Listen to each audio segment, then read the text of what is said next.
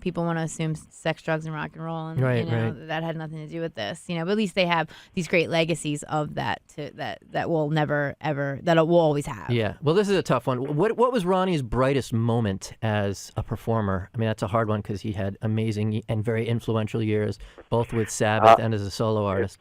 It's funny you bring it up. I was actually told an interesting story by Tom Whalley, the chairman of Warner Brothers, just last week.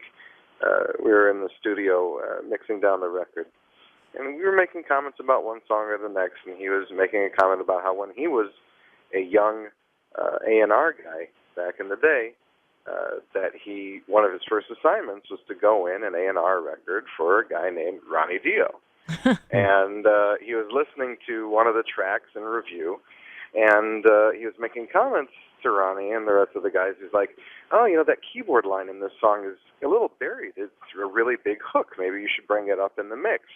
And Ronnie was very concerned about betraying the trust of his metal fan base, and, hot keyboard lines in the song weren't appropriate for metal, and so on and so forth. And Tom kind of won over the argument, and they heard him out, and they raised that keyboard line, and that song ended up becoming Rainbow in the Dark. Right. Wow. Yeah. And, that song, and when it broke huge, to me, obviously besides, fronting Sabbath for the time that he did, which is just probably the greatest esteem and honor, anybody could hope to achieve within the world of metal. But for him personally, as a career, I think that was one of his high moments, is having that hit and having that worldwide recognition and response that it brought with it. And also, the song wasn't a poppy metal song. It was a pretty heavy song. Vivian Campbell's guitar lines were really rocking, and and it was a headbanger. It just had that really melodic vocal and keyboard. And he was really a master of melodic vocals with a really harsh twist. Even Long Live Rock and Roll, for instance, from Rainbow, just such a classic, and Kill the King, and all these songs he did with Ritchie Blackmore, which were so powerful and so melodic, and I think as a vocalist, that's was really what he was amazing at. I mean, only other person I can think of who had that kind of, or still does have that kind of power and versatility is Rob Halford. I was going to say Halford, yeah, definitely. Halford, maybe Dickinson too. Maybe, yeah. Those were really the three top guys. You the can voices. throw Jeff Tate in there. You can throw maybe Maynard James Keenan in that group. I mean, one of the pillars, one of the main guys that all of the singers within the genre and across genres look to, has fallen, unfortunately. And the way he was able to really help Sabbath just completely both resurrect and reinvent itself was tremendous. I mean, of course, you can't deny Sabbath with Ozzy, especially the first 4 albums. Sure. But when Ozzy left, they were on the verge of collapse. Yeah, there was who thought that would ever be revived. And then Ronnie comes in, and I mean, arguably, I think he gave Sabbath a new level of musicality in addition to a new voice. I mean, I think they were able to do more with him because of the range, eclecticism, of his voice. Well, there's no question that it's always a matter of taste and a matter of personal preference. Who prefers which era Sabbath?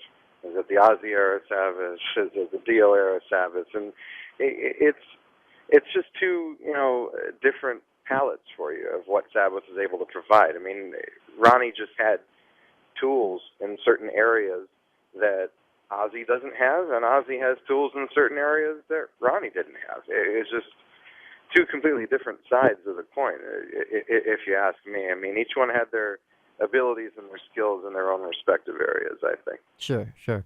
What I love is, and this is probably the album he hated most, was Live Evil, the album that kind of broke up the band for the first time, or him with his involvement with the band.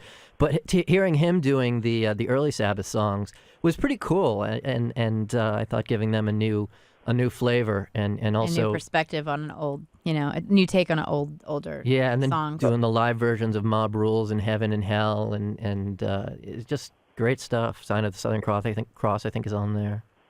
Yeah, definitely. You gotta love it when you dig back into the catalog, you dig back into the classics, and there's so many classics between everything that he's amassed over the course of his career.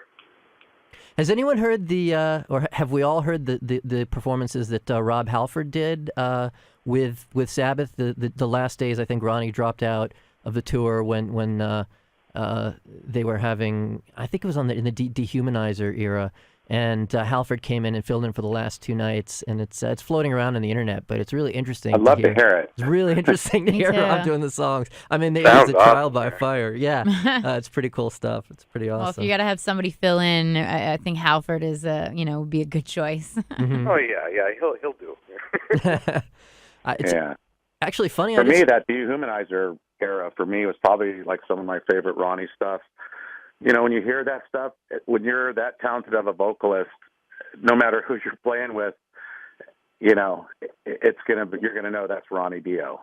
You know, no matter who he performs with. But that era, that was actually, we got to tour on that era with Ronnie, and every night coming off stage, we would sit down and have a pint of beer and just kick back, and it was like a month of that. So I really enjoyed that full month. Having a moment with Ronnie Dio every single night was interesting.